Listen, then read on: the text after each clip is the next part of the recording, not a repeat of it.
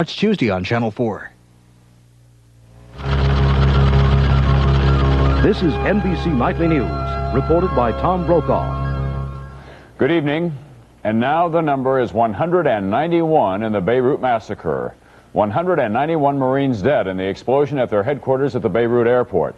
And while the families of the dead were being notified today, President Reagan was defending his decision to keep those Marines in Lebanon. Tonight we begin our coverage of the many dimensions of this story with Vic Aiken in Beirut at the site of the explosion. As each layer of wreckage is cleared, more bodies are discovered.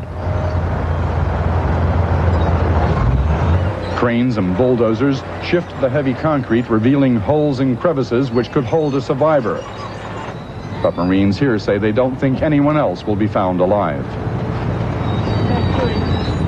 The clearing operation has also revealed the remains of the truck used to carry the bomb.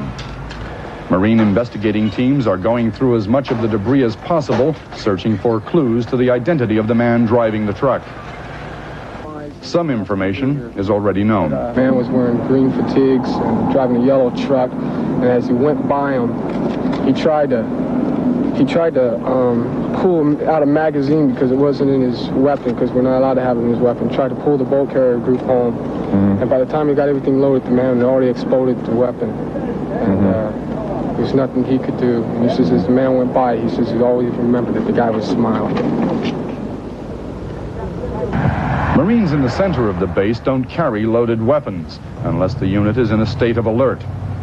No one in authority here is prepared to discuss the lack of heavy security at this checkpoint yesterday. Today, it was heavily guarded. The Marines in this area live and work in an operational international airport. Roads adjoining their buildings are used by airport and airline personnel. Some of the roads have now been blocked. Mobile patrols within the base have also been increased. Marines who had been out of the country on liberty were rushed back to Beirut today to help get the unit back to strength. The French have also tightened security as they continue to search for survivors in their blasted command post. And today, French President Mitterrand flew in to encourage his troops. The Marines and the French say that their morale is good and that they will stay in Lebanon as long as necessary. President Reagan and President Mitterrand have also reaffirmed their commitment to Lebanon. But Lebanese believe that there will be more attacks on the multinational force, and they wonder how long it will be before the American and the French people demand to have their troops back home. Vic Aiken, NBC News, Beirut. This is the greatest foreign policy crisis of the Reagan administration, and tonight the president is facing some very tough questions about the role of the United States in the Middle East, the security of the Marines there, and the prospects for a wider U.S. involvement. As Chris Wallace reports from the White House tonight, the president tried to get a jump on that criticism today. Concerned that public and congressional opinion may now swing against his Mideast policy, the president today stated the need for Marines in Lebanon in the strongest possible terms. Mr. Reagan told a group of out-of-town journalists that U.S. interests in the Mideast are at stake, and that the Marines must remain to stop Soviet aggression. It would be a disaster if a force took over the Middle East, and a force is ready to do that, as witness what has taken place in Yemen, in Ethiopia, and now the forces that, some several thousand that are there in Syria. The free world cannot stand by and see that happen.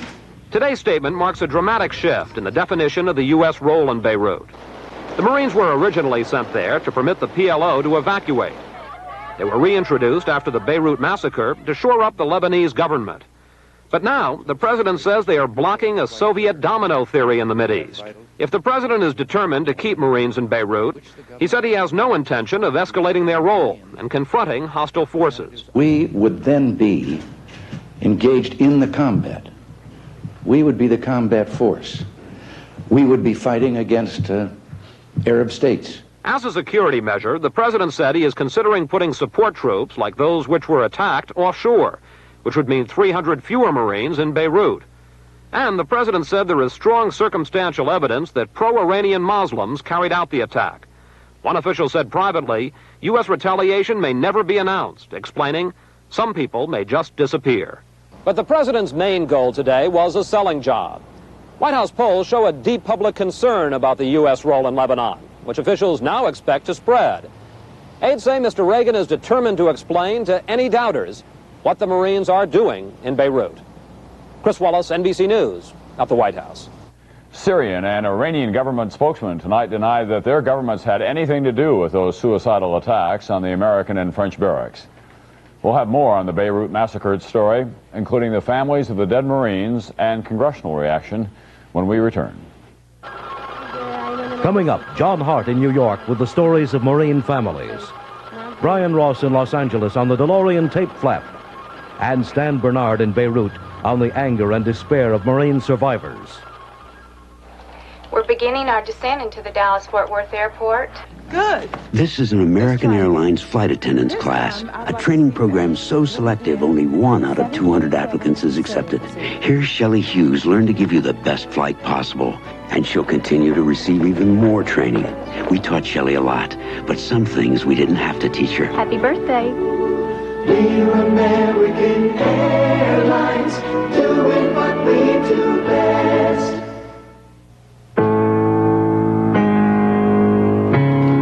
Guess what? Your concert's all sold out. Terrific. Have some coffee? Love some. Just half a cup. Caffeine, you know. But this is new Brim decaffeinated coffee. New Brim. Mm-hmm. Introducing a new rich roasted taste that really satisfies. New rich roasted Brim. If it tastes this rich, fill it to the rim. Discover the rich roasted taste of new Brim. Insight. It's one of the investor's most valuable tools. It's the merging of knowledge, experience, and intuition. It is the ability to sense where the crowd is going before the crowd does. As respected advisors to the serious investor, we at Shearson American Express believe it is insight, not magic, that makes money. Shearson American Express and the serious investor. Minds over money. This has been a terribly traumatic time for the families of Marines stationed in Beirut. Those families have spent hours in front of their television sets near the telephone, not knowing if their Marine were dead or alive. Today, the Marine Corps began to notify the families of those Marines that they have been able to identify. And tonight, John Hart has the story of some of the families. The only way to get to us is by helicopter now. You could say we were in the middle of it all. If it happens again, we will get a lot more, that's for sure. Mrs. Jean Giblin of Providence, Rhode Island, reads the most recent letter from Lance Corporal Don Giblin, age 21, who is in Beirut, with his brother, Lance Corporal Tim Giblin, age 20. She does not yet know if this letter is the last. They say we should hit the state by December 8th, and by the time we have done cleaning our gear, it should be Christmas time. I can't wait. Donnie would write home, said he was tired of being shot at and jumping into the foxholes because he couldn't shoot back. And Tim would write and say, Ma, I don't know what we're here for. I don't understand it. He said, I tried to read up on it, he said, but it's not our war. Brian is fine, honey. He's okay. In South Bend, Indiana, Peggy Bayshore is on the phone with her husband, Ralph, a truck driver who is on the road in Iowa. Lance Corporal Brian Bayshore is 20. And a photographer in Beirut was talking to several of the boys, because we even saw on news, and they were giving, these boys were giving the photographers their home telephone numbers so they could call their parents and relay the message that they were okay. Private First Class Roy Relvis, 19, of Philadelphia, was due to leave Beirut November 9th. He was killed Sunday. Today his father said he told him not to go. I talk every day. Roy, don't go. Roy, don't go. Every time tell me, Father, I go. If it's help, something, you know, but it's no help, you know. It's no help. It's a waste the lives, you know, so many lives already. In Minneapolis, Lance Corporal Jay Tishmack's girlfriend read his last letter on the day his family was told he died Sunday. He was 19. And this one he said to me, I can't wait to come home for Christmas. You know, I miss you so much. He said, I'm scared down here, but I just know everything's going to be okay. Jay said he'd be home in 30 days. I got a letter from him today. Well, Jay is coming home, but not. John Hart, NBC News. Next, John Dancy at the Capitol on Congress and the Marines. There is a special feeling in Oldsmobile. There is a special feeling in Oldsmobile. More than the luxury ride, it's a feeling of pride that you feel inside. This symbol on a new Oldsmobile stands for a very special reputation. This symbol represents a very proud tradition of quality and engineering excellence. A very proud tradition of Oldsmobile excellence. There is a special feeling in Oldsmobile. More than the luxury ride, it's a feeling of pride that you feel inside. There is a special deal in an Oldsmobile. There is a special deal in an Oldsmobile. There's more to John Hancock than life insurance. In my business, creating something new isn't enough. It has to be what people want. That's why the John Hancock companies constantly develop new financial services that people like me really need. Everything from employee benefits programs to mutual funds, even auto and home reinsurance. When John Hancock offers something new, there's a future in it. John Hancock. We can help you here and now, not just hereafter. Fresh troops to replace those Marines killed and wounded in the Lebanon massacre were on their way to Beirut tonight. The first elements of the 300-man force from Camp Lejeune, North Carolina, stopped in West Germany before resuming their flight. As the planes were refueled, the Marines were taken to air base mess halls for their first hot meal since they left the United States last night. Some of these Marines are going back to Lebanon for a second time since the multinational force was sent there 14 months ago. And many, while not afraid, they said, did express concern about returning to Lebanon. There was a lot of concern this day in Congress as well, as member after member rose to question the role of the United States in Lebanon and what might happen if the Marines are pulled out. John Dancy is at the Capitol tonight. Congress is still groping, still trying to understand the enormity of what has happened and how to deal with it. If we were to pull out of there today, in my opinion, it would be a victory not only for Syria, but it would be a victory for Russia. It is not an East-West confrontation. If you term it as an East-West confrontation, then we better not just send a couple Marines there. The analogy of Vietnam came to the minds of many. Minority Leader Byrd misspeaking, calling Lebanon Vietnam. We'll do everything we can to hasten the departure of our boys from Vietnam. Congressman Clarence Long tried a Vietnam-era technique, introducing a resolution to cut off funds for the Marines in an effort to force a pullout. We stayed in Vietnam for 10 years because we didn't have the guts to accept the fact that we had a defeat coming up. The administration sent Secretary of State Schultz to the Capitol.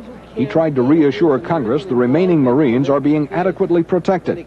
Kennedy of Massachusetts was not reassured. He charged that someone had been negligent yesterday. Negligence by the situation which effectively permitted only 1 century to be between the 2,000-pound bomb and sleeping American servicemen.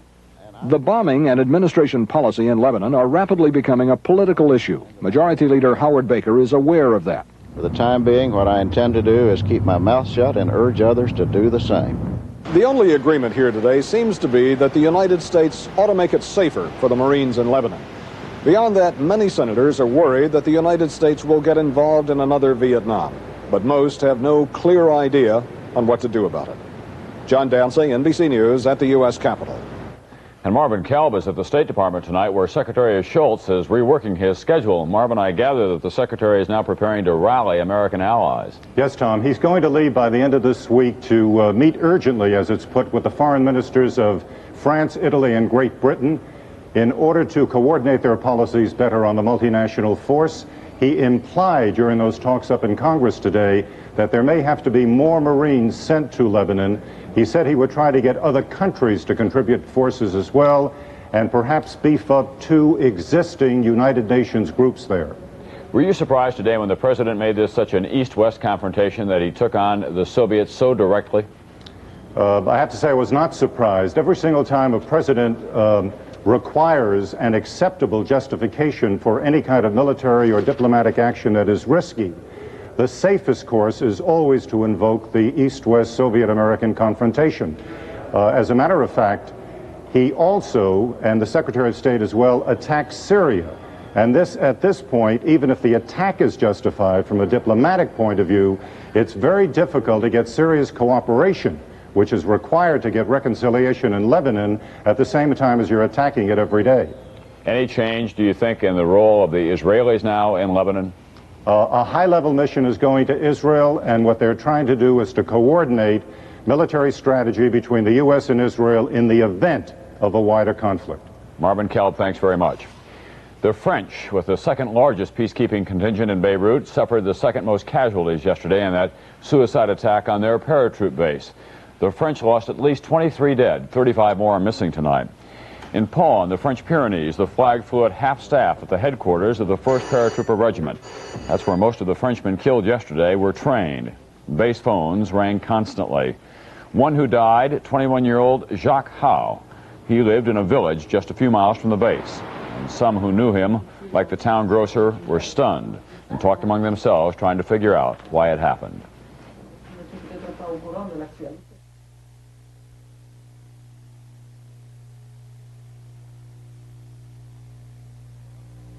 Eh? Oh, those the old choppers, eh? I've got to do something about those loose spots. Fix-It-End helps fix loose spots. It fills tiny gaps between dentures and gum and holds dentures securely. Loose spots are no problem now. Fix-It-End helps fix loose spots. The first time ever I saw your face, I thought the sun rose in your eyes. Looking at you now still takes him back, because the precious emollients in Oil of Olay revive the radiance, greaselessly smoothing tiny dry wrinkle lines and softening the signs of age. The first time ever I saw your face, your face, your face. Oil of Olay.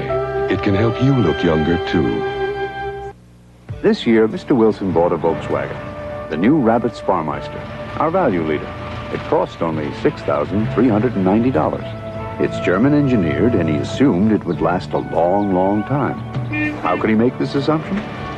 Because 20 years ago, Mr. Wilson bought a Volkswagen. Rabbit Sparmeister. It's not a car, it's a Volkswagen. After threatening for weeks now, the Soviet Union today said it has now started preparations to deploy new missiles in Eastern Europe to counter the new missiles that NATO is planning to put in Western Europe.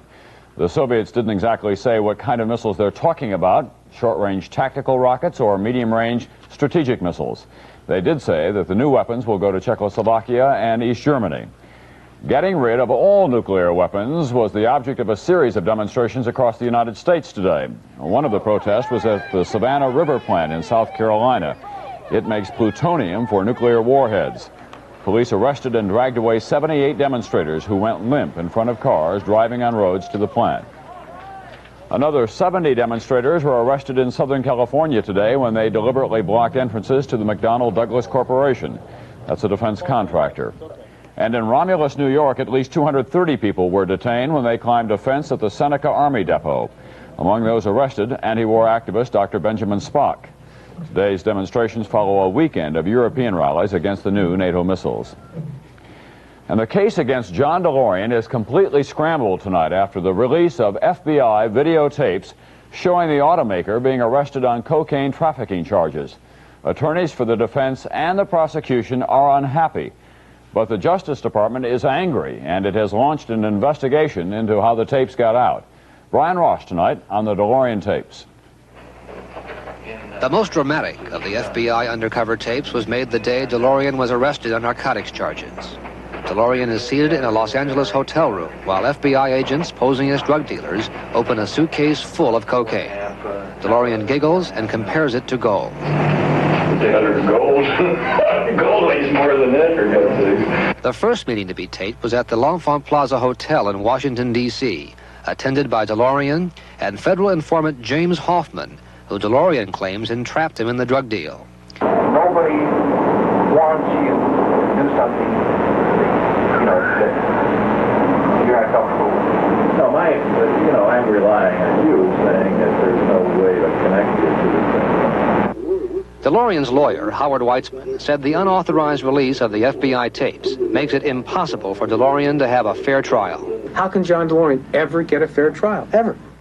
The FBI tapes somehow came into the possession of Larry Flynt, the publisher of Hustler magazine, and it was Flynt who released the tapes to news organizations this weekend.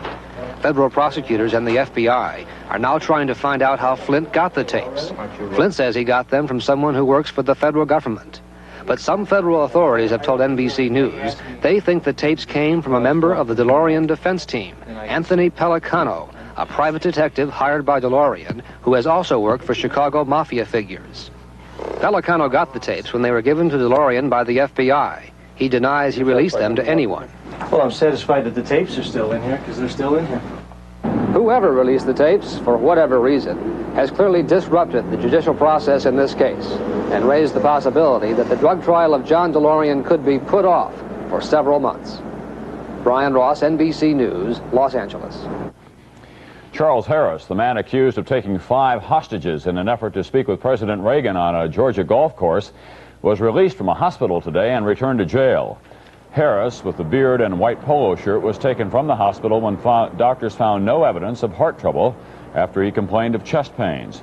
Harris, who is unemployed, held 5 hostages at gunpoint at the Augusta National Golf Course Pro Shop on Saturday. He demanded to speak with President Reagan. The president phoned Harris, who then hung up on him. The incident ended with no injuries. General Motors today reported record earnings in the third quarter of this year, $737 million. The stock market, however, throughout much of this day was down, shaken by the Lebanon massacre. But toward the close, the Dow Jones Industrials recovered to finish up 1/10 of a point. At NBC News tonight, we're shocked and saddened by the death of a colleague, Jessica Savage.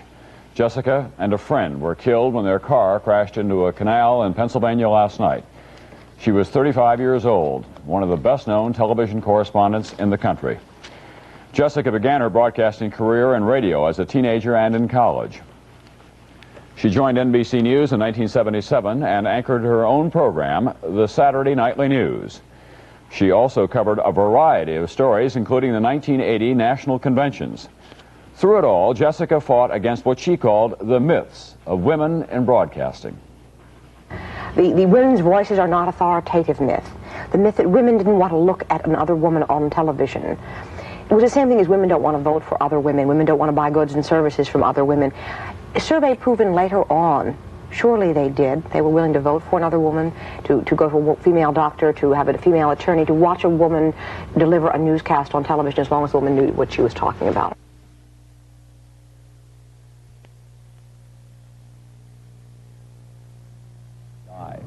Next, Stan Bernard in Beirut on 2 Marine veterans of 2 bloody conflicts. I know that Professor, what's that cereal you're enjoying? Ah, yes, the dates, the raisins, the walnuts, fruit, and... it escapes me. Post Fruit and Fiber cereal. It tastes so good, you forget the fiber. The name, good question. It contains delicious fruit. It's fruit and... I forget. Fruit and Fiber tastes so good, you forget the fiber. It's fruit and... fruit. Fruit and Fiber, also with apples and cinnamon. It tastes so good, you forget the fiber. MasterCard, I'm bored.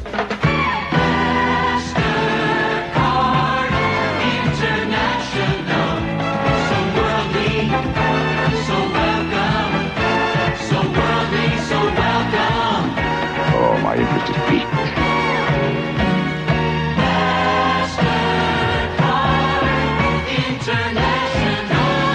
MasterCard, I'd follow you anywhere. Get the first word on news with Connie Chung, business with Alan Abelson, weather with Joe Whitty, and sports with Bill McAtee. NBC News at sunrise, weekdays.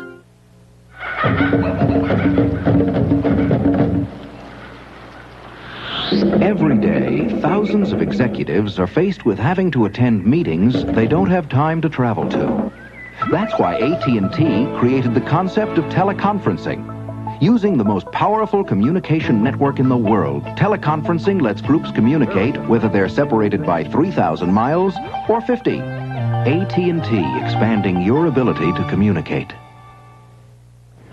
For several weeks now, NBC News correspondent Stan Bernard has been practically living with the Marines in Beirut, sharing with us their personal hopes and fears in his Lebanon Diary.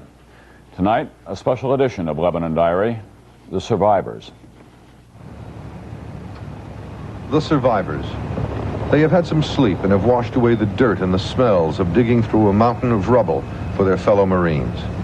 They have not been able to wash away the emotional exhaustion. Among the first of the rescue party on the scene were two Vietnam vets. They talked to us about their feelings and impressions, and they said they had never seen anything like the destruction and the carnage of yesterday. And I froze. I stopped and just stared at the horror that was in front of my eyes. I said, oh my God. And the fright that I seen, and the people that were screaming for help, that were pinned underneath tons of cement, was unbelievable. There was still the lingering smoke, of course, from the concrete dust. Everything was in pretty much of shades of gray, kind of like an old black and white photo. You can imagine, just no color at all. For these vets, Lebanon has become much more difficult than Vietnam. There, we could fight back. We went out into the jungles, we run our patrols. Here, we're in a peacekeeping role. Our job here is not to engage with the enemy or with the outside factions. So it's a completely different role, and it's a hard role. It's a hard role of restraint. If I'm going to die, I don't mind dying. I want to be able to fight and know that I contributed something. But when you see human life wasted the way it was yesterday, why didn't they come right at us instead of being the low-down way they did it? Sergeant Lang was wounded in the blast, and his anger is building as he thinks about the friends he lost. I thought of their families, what their wives are going to be thinking, what are the American people going to say about it.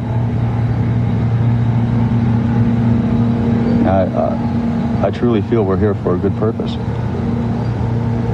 You want to stay? Until the job is done, yes. That's why we're here. Stan Bernard, NBC News, Beirut. That's Nightly News for this Monday night. I'm Tom Brokaw. Good night from all of us at NBC News. Tonight, Boone's fighting for love when he and Rome have eyes for the same girl. I didn't mean for this to happen. Then, don't make me do this. Jane Seymour's the wife. Gerald McRaney's the husband. Fighting a power stronger than their love. The haunting passion. Be there tonight at 8, 7 Central and Mountain. Coming up next on the scene at 6, anxious families of Marines stationed in Beirut await word